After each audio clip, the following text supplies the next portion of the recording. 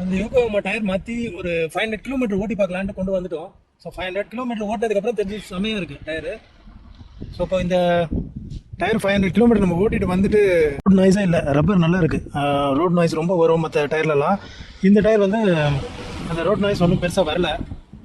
எனவே டயர் நல்லா இருக்குது. இந்த யோகோமா டயரை விட பார்த்தீங்கன்னா அந்த ஜேகே டயரை விட யோகோமா டயர் நல்லா இருக்குது. வந்து ஜேகே டயர் நம்ம 7 இயர்ஸ் ஆகிடுச்சு, பட் பட்டன்ஸ்லாம் நல்லா இருந்தாலும் கிராக்லாம் தெரியுது பாருங்கள்.